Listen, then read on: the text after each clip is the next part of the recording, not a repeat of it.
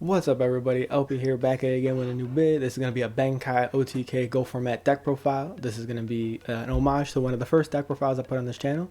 So it's going to be pretty neat to see an updated list. So let's get right into it. So for starters, we're playing 3 KEI and 1 Mataza. These are your starters and also your combo pieces because these allow you to OTK. It's called KEI OTK for a reason. That's why I play 3 KEI, because when he's equipped with an equip spell, he gets an additional attack. And that can provide an OTK. For example, if you have something like, if you activate Scapegoat in your opponent's end phase and then you have 4 monsters, normal summon KEI, activate United We Stand, that's 4,000 attack points on KEI, and then he gets 2 attacks, 1 for him and then 1 for the additional equip spell, and that's 8,000 damage. That's OTK. Mataza is your backup way to OTK. Say you're under Gravity Bind or say you're under Messenger of Peace on your own side. Mataza the Zapper gets under both of those. It's also searchable by Sangan, also searchable by Rhoda, and it allows you to attack twice. It doesn't get any more than 2 attacks, but you can bump it up attack pretty high because it starts off at 1300 attack already. So our flips are really important in this deck. We're playing 3 Kotetsu, 1 Morphing Jar, and 1 Cyber Jar. So the 2 jars are in here for deck thinning and for consistency purposes because this deck is very inconsistent. It's very bricky. These help aid with that. And then Kotetsu gets you your combo pieces of all your equip spells. And then for the other 2 monsters, we play our other rotor target, which is our Exiled Force, and our Sangan, which searches our entire deck. Every monster is searchable by Sangan. Then we'll go into our next combo piece. So the other combo piece in this deck is going to be our equip spells. So we are playing 2 Axe of Despair, 3 Big Bang Shot, 1 Mage Power because it's at 1, 1 United We Stand because it's also at 1, Premature, and Snatch Steal.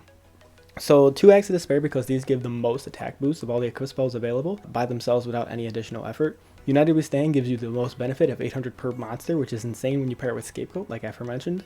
And then Mage Power is also really good when you have other equip spells, because you have 2 or 3 other equip spells, then it gets 500 for each of those equip spells on top of what the equip spells also do, and gives that additional attack. Big Bang Shot is the only form of removal in this deck that's kind of combo based, in the sense that you need to equip Big Bang Shot to your opponent's monster, then you can activate something like a Giant Trunade, or you can activate a Heavy Storm, and that removes the Big Bang Shot from the field, and that triggers its effect to banish the monster that was equipped with it.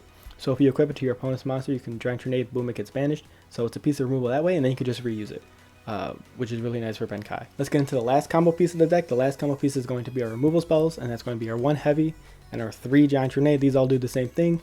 These all remove our opponent's back row so that we can have a clear way for KEI to OTK. So the draw spells of the deck are going to be your Graceful Charity, Pot of Greed, double Upstart, and then 2 Rhoda. I know Rhoda isn't necessarily a draw spell, but it helps you deck thin and helps you search for everything you need, so I'm putting it in that category. We play double Upstart because we can, and it's at 2 at the time, and playing 38 cards decks is nice. Pot of Greed is Pot of Greed, and Charity is Charity. Sometimes we don't draw spells, sometimes we don't draw combo pieces, so now we have to stall, unfortunately. And so the stall cards we play in this deck are going to be double Level Limit, double Goats, Messenger of Peace, Swords, and Book. Level Limit is there because we want to stall our opponent's bigger monsters.